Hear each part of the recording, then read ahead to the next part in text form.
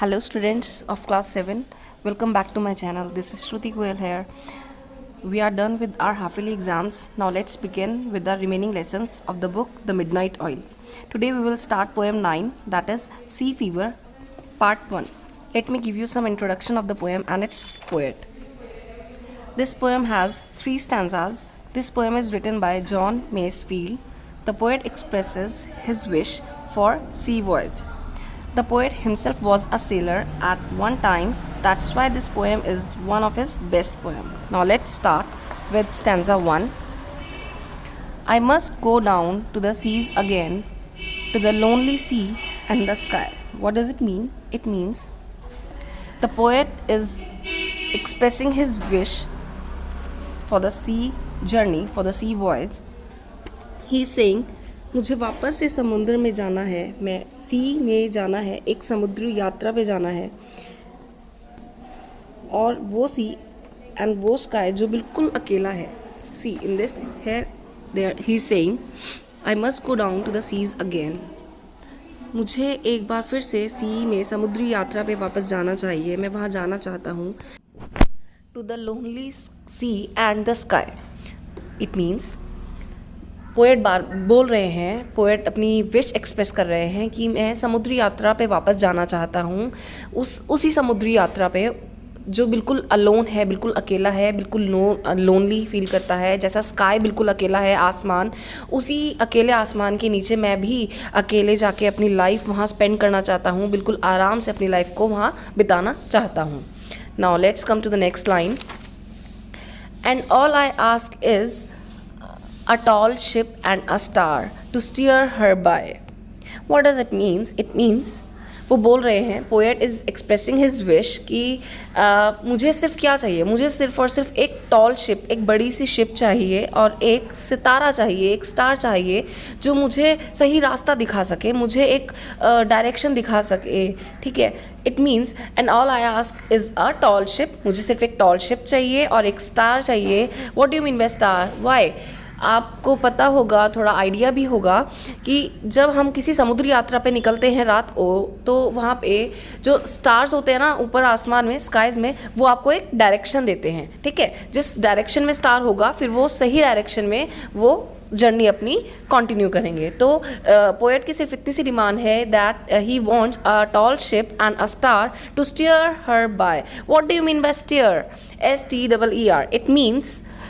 It means a direction. मतलब मैंने अभी बताया कि पोएट ने अपनी विश एक्सप्रेस की है कि उसको एक स्टार चाहिए एक डायरेक्शन दिखाने के लिए. And it is written over here to steer her by. What does it mean? The her means HER. Her means her refers to the tall ship. Mark this word. I can ask this in your question paper. हर का यहाँ पे refer होता है, toll ship के लिए refer कर रहे हैं, एक फ़ीमेल उससे उसको कंपेयर किया है. राइट. तो पोएट ने अपनी विश एक्सप्रेस की है कि मैं सीज़ में, समुद्र में जाना, समुद्र यात्रा पे फिर से जाना चाहता हूँ, बिल्कुल जो अकेला है और बिल्कुल उस अकेले स्काई के नीचे मैं वहाँ अपनी लाइफ स्पेंड करना चाहता हूँ, और मुझे अपनी सी जर्नी पे जाने के लिए एक बड़ा सा शिप चाहिए और एक स्टार चाहिए जो मुझे सही डायरेक्शन दिखा सके. And the wheels kick and the winds song. Now उन्होंने और एक डिमांड बताई है. उन्होंने कहा है and the wheels kick and the winds song and the white sails shaking. और मुझे व्हील मीन्स शिप के पहिए की आवाज़. व्हील्स किक मीन्स उन्होंने कहा कि मुझे एक साथ में व्हील की, अपने जो शिप के पहिए हैं उसकी आवाज़ सुनना चाहता हूँ. व्हील की पहिए की आवाज़, उसके साथ हवा में बहने की आवाज़ गुनगुनाते हुए सॉन्ग की तरह चाहिए.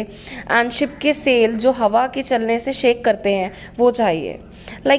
वो पोएट अपनी इमेजिनेशन से एक्सप्रेस कर रहे हैं कि वो अपनी ये सब विशेस जो पूरी करना चाहते हैं सी जर्नी पे.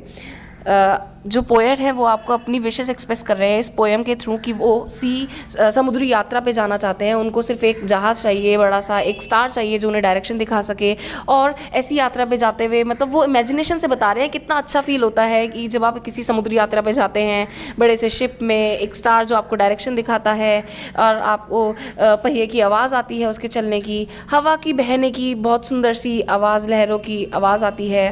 ठीक है. और वाइट सेल्स आपके जब आपकी जब जहाज़ चलता है तो उसके शेक करने की, उसके हिलने की आवाज़ आती है।